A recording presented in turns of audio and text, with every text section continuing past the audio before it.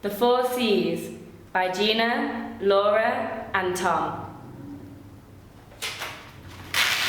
Communication. Culture. Content. And cognition. Communication. Communication is one of the 4 essential pillars in creating the framework for successful lessons. Communication normally involves lots of group work, as the aim is to make students communicate using original and authentic language and not to merely copy others. CLIL summarised this as learn to use language and use language to learn. Group work is key, as during these lessons the teacher normally takes a step back and acts more as a facilitator. Culture.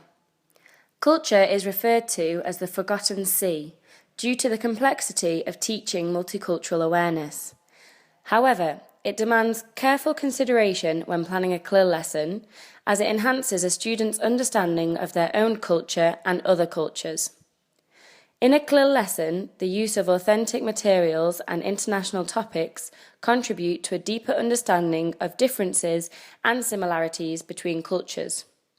Students are encouraged to understand themselves as citizens of the world and understand both their own culture and other cultures. Byram believes that if learners understand the concept of others, then this is likely to lead to a deeper understanding of self. The ultimate goal of incorporating culture into the classroom is to promote international awareness and pluricultural understanding. Content. Content allows the students to learn subjects such as science and geography through an additional language. Firstly, we must identify the topic or subjects that is being taught, establishing content which is relevant and suits the needs of the learners. The content itself need not be academic. It could be a non-language issue of interest or importance, enabling the learners to express themselves in the target language using content that is appropriate and personal to them. This allows students to be taught with dual-focused aims, allowing them not only to gain knowledge of the subject, but simultaneously learning the foreign language. Cognition. Cognition is the process of thinking used by the students to understand the course content and to evaluate their progress in learning. Bloom said, thinking processes need to be analysed for their own linguistic demands.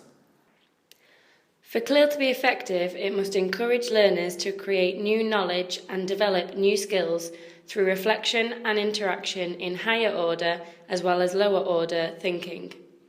In Bloom's taxonomy, remembering is the lowest level thinking, whereby the students can recall the information through defining, memorising and repeating.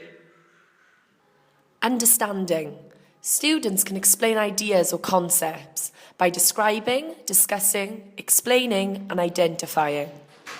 Students can use information in a new way through demonstration, illustration and scheduling. Analysing. Students can distinguish differences by comparing, contrasting and experimentation. Evaluating. Students can justify a stand or decision by arguing, defending and judging. Creating, which is the highest level of thinking, means students can create new language by developing, designing and assembling.